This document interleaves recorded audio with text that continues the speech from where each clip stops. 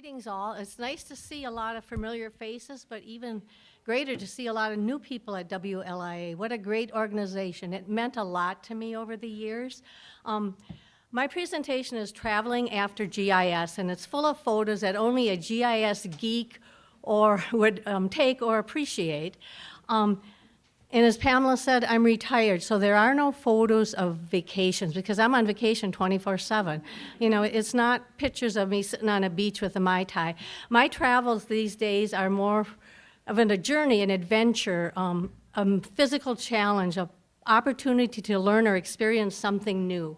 After Coulter suggested that I do this talk, I wasn't sure how to structure it until I started looking at my photos and I realized that the first trip I took after retirement was to Hammerfest, Norway, the northernmost city in the world. And my recent travels took me to Ushuaia, Argentina, the southernmost city in the world. So there's my plan. We start at the top of the world and go to the bottom of creation. So come along for the ride. Hammerfest, Norway, it's located 600 miles north of the Arctic Circle, and it's the oldest city in northern Norway. It is also home to the Struve geodetic arc. This is a chain of survey triangulations taken between 1816 and 1855 that stretched from Hammerfest all the way to the Black Sea through 10 countries, and it yielded the first accurate measurement of the meridian arc. There's Nordkapp. That's the North Cape. It's the most northern point of Europe. It's where the Norwegian Sea meets the Atlantic Ocean and the Barents Sea meets the Arctic Ocean, and where the Arctic and the Atlantic merge. Going down, that little globe there is a marker on Waukegan Island where the Arctic Circle crosses. And I have a story to tell you about the Arctic Circle. We were on the Hurtigruten sailing from Bergen, Norway, all the way to Kirkenes, Norway, which was on the Norwegian-Russian border. And we sailed out of Trondheim that afternoon into some pretty rough seas. And about then, the captain of the ship came over the PA system, and he said, in the morning, we're going to cross the Arctic Circle, and there's going to be a contest to see who can guess the closest time. And I thought, well, most people are going to just have a shot in the dark. I could maybe use some GIS skills and figure this out a little closer. So I went to the monitor, and I was looking at, okay, what's the latitude of Trondheim? What's the latitude of the Arctic Circle? How many knots are we traveling per hour? And all of a sudden, our ship took a 180-degree turn. All the dishes that were just set up for the evening meal went crashing to the floor. And as we're grabbing each other, going like, what is going on? Well, what was going on was this small ferry that had a backhoe and gravel on it was taking on more water than it could handle and sent out a distress signal. So our ship came next to it and rode shotgun next to it, breaking the waves, and stayed with it until it got into port and it was, safe. And then it turned back on our path. And the next, and then the captain came back on and said, you got 10 minutes to get your guests put in. I thought, oh, I still have my paper in my hand, but I have to redo this because we just did a little detour. So I put down at 7:02 in the morning. The next morning, the ship whistle went off at 7:02, and the winner of the contest got a bucket of ice water dumped over their head. Plus, I did get the flag that was flying on the ship that day, autographed by the captain. Going down, you have Trollstigen Pass, which has got to be a digitizer's nightmare, and the snowplow driver's nightmare until GPS came in and was put on the snowplows. Now they can follow the center of the road safely. When you come out of this pass, you come into the most perfect U-shaped glacial valley you would ever want to see. Norway also has the Atlantic Ocean Road. This is a 5-mile road that has 8 bridges that basically island hops between Bud and Kristiansand. How many of you like roundabouts? Norway has one in a, what happened? Norway has one in a tunnel. Okay, this is the Lindeness Lighthouse. It is the southernmost point in Norway, and at that museum, they had some pretty cool old maps. This one is of Scandinavia from 1570, and they also had some weather charts. And notice all the weather gods blowing that all-important wind for the sailors back then. remember this picture. You're going to need to see this again. We got over to Skagway, Alaska, and there's a map of the Iditarod, and you can see how it mirrors the diphtheria run of 1925. And as a matter of fact, just on February 2nd was the 100th anniversary of when the dog sleds brought that serum into Nome, Alaska at 5:30 in the morning. It also has the Klondike and the Yukon Trail there. Dropping down to Hawaii, this is the road to Hana. This is a 52-mile road with 617 curves in it. And if you are able to walk when you're done, you should go through the bamboo forest. It's like hiking through a wind chime. This is camping near Kilauea when it was inactive. This is a night picture, but it was inactive. And this is the world-famous banyan tree at Lahaina, 6 months before it burned. Going back over across the pond, this is the house that Joan of Arc was born in 1412 in eastern France. And not far from that is Verdun, France. And this is where the world's longest battle took place between Germany and France in World War I. It lasted a year. 1 million men lost their lives, and they never gained an inch of ground. They just called it off after a year. But the ground is still scarred with the trenches and the bomb pockmarks. In the Czech Republic, just west of Prague by Karlstein, there's a huge rock quarry. The Bohemians thought this is so big it must look like the Grand Canyon, so they called it Great America. In Budapest, they decided to put away the big road construction tools and figured it's better to do it by hand. Does anyone recognize this island? Cuba, yes. That map was at a museum in Cuba, and it was probably the size of that wall, and it's made all out of keys. So keep that in mind for a map project next year here. This is the Capitol building in Havana. It is almost like the one in DC, except their claim is it is 1 meter taller, 1 meter longer, and 1 meter wider. I happened to be in Cuba on the 500th anniversary of Havana celebrating being the capital city. We're going to celebrate our 250th next year. I did go to Cuba on a beekeeping trip, and while we were at the Bee Institute for a lecture, they talked about using GIS in some of their research. And Cuba being an island, they're very concerned about global warming and the water rising. So this 2-mile buffer here, no beekeeper can put their hives within that buffer in case the water levels rise. And they also use it where they regulate where the people can put their hives for the health of the bees and the wealth of the beekeeper. Cuba is considered quite backwards. On the roads, you would see people walking in bicycles, horse and carts, and old cars, and of course, old cars. This is the main thoroughfare coming out of Havana. You saw all kinds of people lined up waving a peso trying to catch a ride. In America, you would be removed or fined off the interstate. There, if you have a vehicle and you have an empty seat and you do not stop and pick up one of the hitchhikers, you get the fine. Because transportation is such an issue that you owe your fellow citizens a ride. This next one, I cannot pronounce the name of this bridge, but it is the longest and highest bridge in Cuba. It is considered one of the 7 wonders of Cuban civil engineering. I'm going to jump over to the Middle East. This is a map that was taken in a museum in Amman, Jordan. Amman was once called Philadelphia, after Alexander the Great's favorite general. Notice there is no Israel on the map. This is Jordan and Palestine. This road is considered, this is the King's Highway. It's considered the oldest road in the world. This is the trail that Moses led his people to the Promised Land on. This is where the trade caravans went.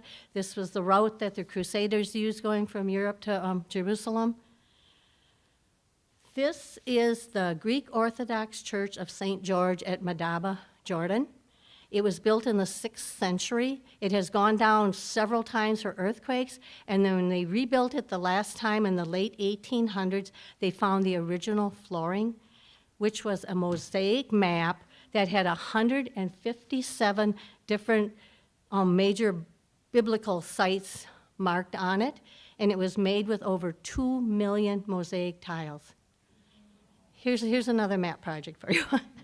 And they say that it's very accurate. The geographic locations are very accurate on that map. We spent the night in a place called Wadi Mosa, which is the River of Moses, and we got up very early that morning, walked about 3 blocks to the edge of town, and we entered the Seek. This is a half a mile long tectonic fault. This was not widened by water running through it, but smooth from the rain running down the sides of it. And we walked a half a mile through that. And as you walk along, you see a drainage pipe running all the way half a mile through that. And as you get near the end, you get your first glimpse of what the world thinks is Petra, thanks to Indiana Jones. This is not Petra. This is the tomb of King Aretius IV, a Nabatean that ruled over Petra. But this is the first tomb you see when you come through the Seek. And as you continue walking in that area, all the tombs are on the outskirts of Petra. None are in the city. And this, my friends, is not painted on these tomb walls. This is the grains of sandstone. It was just beautiful, absolutely beautiful. And then this is just a small part of Petra. Petra was considered the wealthiest city in the world 2,000 years ago. There was over 30,000 people that lived in that city. And the Nabateans had an amazing hydraulic system underneath their buildings and through the city that came from the water that came from the Wadi Mosa, through that drainage pipe through the Seek. And in 363, an earthquake hit the city very hard, and by then the Romans had taken over the area, and the trade routes had changed, so it never built back to its glory, and by 500 AD, it totally pretty much disappeared until the late 1800s when a German archaeologist followed the Bedouin nomads through the Seek and kind of found the fabled city of Petra. We walked all day through the buildings and stuff, and then on the very far end, 4 miles from the Seek, on the very far end is another tomb they call the monastery. In this picture, the monastery is behind me, and Petra is way down in the valley down there. In Cairo, Egypt, we went into a museum that was showing pictures that the Emperor of Brazil had taken 150 years ago. And the picture that caught my attention was this one of the Sphinx, because I was at the Sphinx earlier that morning, and you can see the difference, how much has been dug out of the sand. 150 years ago, Egypt didn't realize they had millions or billions of tourist dollars buried in the sand, so they've been bringing things out over the years. This is the old Cataract Hotel in Aswan, Egypt. Does anyone know what happened there? Agatha Christie was staying there when she wrote Death on the Nile. Now, does anyone know what a cataract is besides these things in our eyes? It's an impediment to travel, whether it's a waterfall or a rock outcrop or rapids, something that impediments the navigation. Well, when they built the Aswan Dam in the 1970s and Lake Nassar formed, several of the cataracts have disappeared. But that's how the old cataract got its name. Now, I told you there was no vacation pictures of me sitting around. This next picture is as close as you're going to get. This is sitting at the veranda of the old cataract with a glass of wine in my hand, looking out at the Nile River, dreaming what it must have been like to be a pharaoh floating down in a diabea 5,000 years ago. This is Abu Simbel. This is the famous temple of Ramesses the Great. This temple was actually moved so it wouldn't go underwater when they put in the dam. And Ramesses was probably the most narcissistic of all the pharaohs. There's more temples and statues of him than almost all the pharaohs put together. But it may account for the fact that he lived to be 96 years old, had 200 wives and hundreds of children also.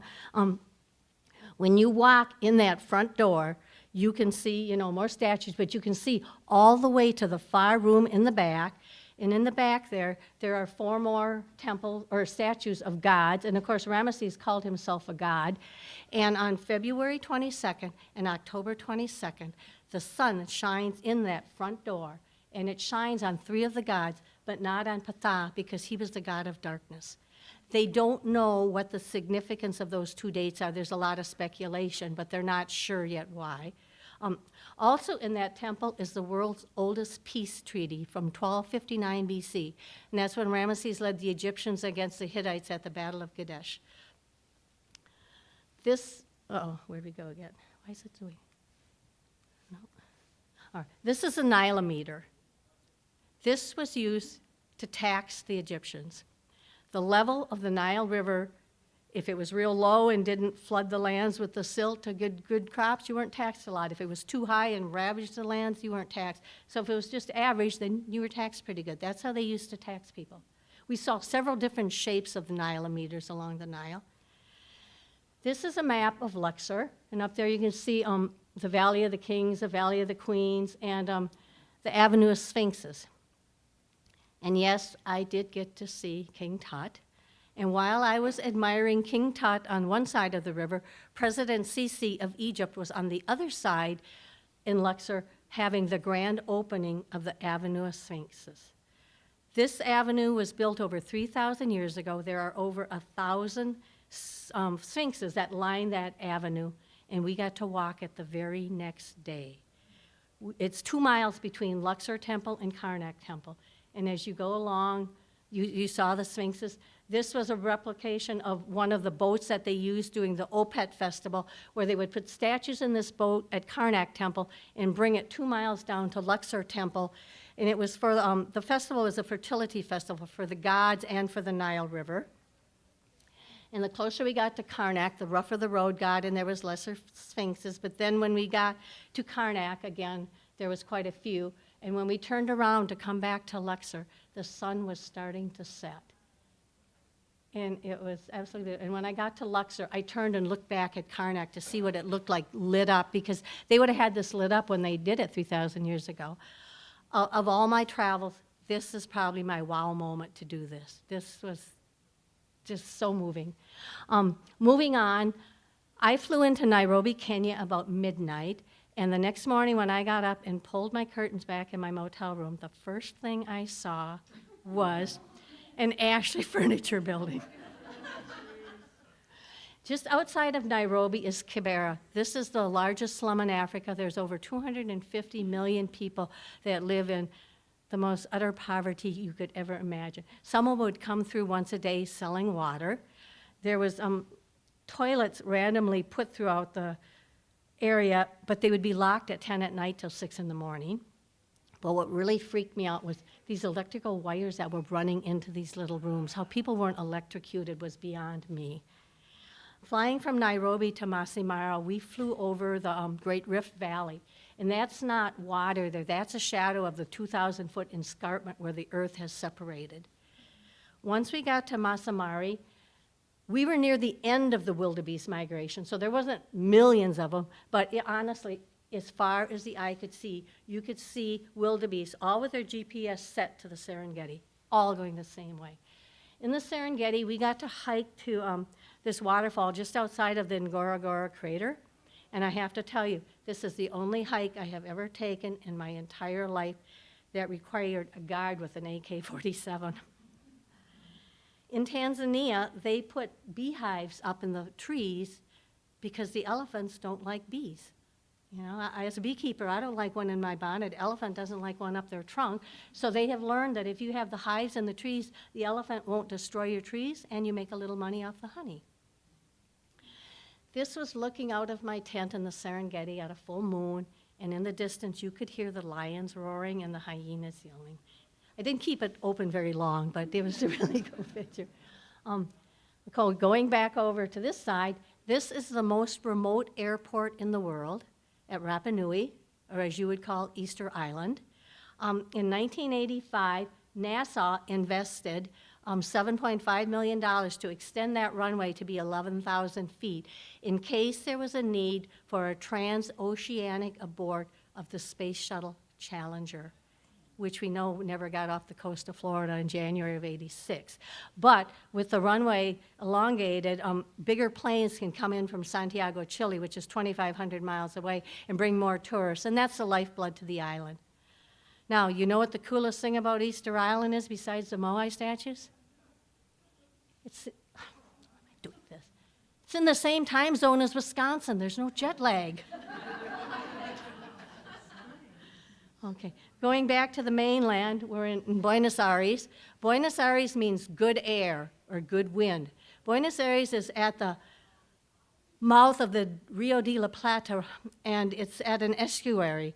And that is 175 miles from the Atlantic Ocean, so the sailors needed good air, good wind to get to that point. And also the tango was originated on the banks of the Rio de la Plata in Buenos Aires. And they let you know it throughout the whole city. Everywhere you go, you can see people teaching you to dance. You see artwork of it. You can learn it on the sidewalk. The steps are right there on the sidewalk. And even the rotating footbridge on Dock 3 has been designed as a shape of a couple doing the tango. Now, this is known as the Women's Bridge because all the streets that lead up to that bridge are named after women. We left Buenos Aires and headed down into Patagonia by El Calafate and went to Los Glaciares National Park, and that is where we saw Perito Moreno Glacier. This is considered one of the most beautiful glaciers in the world. The area is actually the size of Buenos Aires. It is 18 miles long. It has two lobes that come out and calve into Lake Argentina. This glacier holds 1/3 of the world's fresh water. And it is the only glacier in South America that's still advancing, not retreating. And you could hear it. You could hear the sounds of it moaning and creaking. It was really quite moving.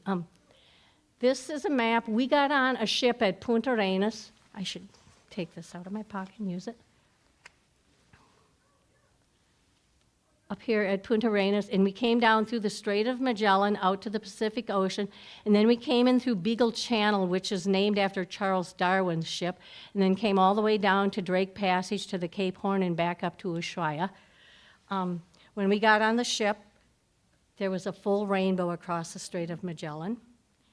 And as you travel into Beagle Channel, there's a section called Glacier Alley. There's 5 tidewater glaciers that come right down to the channel there, and they're all named after the European country for the explorer that discovered them. And these are a picture of the different glaciers. This one here was just amazing. It was a huge waterfall just running under the glacier. We were heading to the Cape Horn, which is at 55 degrees south latitude.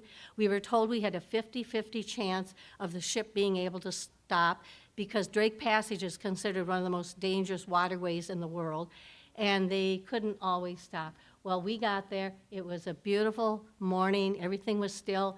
We hiked up 1,400 feet up the steps and all the way up to the Rusty Albatross, where you could see the Atlantic, the Pacific, and Drake's Passage. And when we were up there, all of a sudden the ship horn blew, and our guide said, "Get back to the ship as fast as you can go. The weather is changing. Move it." We got on that ship, and the weather got pretty rough that afternoon. I learned there was a saying years ago from the sailors in the South Pacific. If you're below 40 degrees south, there is no law. If you're below 50 degrees south, there is no God. If you are below 60 degrees south, there is no hope. Punta Arenas was at 52, the Cape was at 55. We were in pretty God-fearing water throughout the afternoon, but that evening we landed in Ushuaia, Argentina, which is the southernmost city in the world. And it is also considered the capital of the Malvinas, and that's those islands up there. And all throughout Argentina, you saw references to the Malvinas. Ushuaia has a big memorial for the 649 soldiers that died on that island fighting the British in 1983. Does anyone know the English name of that island? Falklands. That's the F word you do not use in Argentina. They are the Malvinas. Also, Ushuaia had pictures and murals of prisoners all over town, and that's because it was home to the end of the world prison, the most southern prison in the world, the most feared and dreaded prison because of its remote location and its cold temperature. In 1949, it was shut down, and it's now a museum, and we got to go through the wings. One of them was the cold cells that these guys would have put in. Another one was a map, had maps. This is an old map of Patagonia. And this is the map that Ferdinand Magellan used when he circumnavigated the world, trying to find the North Sea to the South Sea. Remember those weather guys blowing that all-important wind? Okay. We've come to the end of the world now, so I hope you've enjoyed your trip. I hope you've learned something, and I hope I've inspired you to travel the world using GIS eyes. Thank you.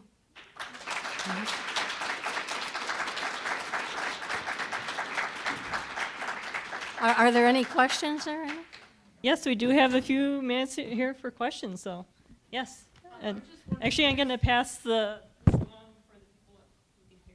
I was just wondering, where's the next place that you want to travel to? I knew someone was going to ask me that, so, whoops, right here. I am going back to Patagonia in November, December, and we are going to do the southern ice field instead of the northern one instead of the southern one, and we're going to end up at Lake General Carrera, where the marble caves are. Yeah. So, any other questions? No? All right. All right, thank you again. We don't have a bucket of ice water to pour on top of you or a flag, I'm sorry, but Yeah. excellent. Really enjoyed it.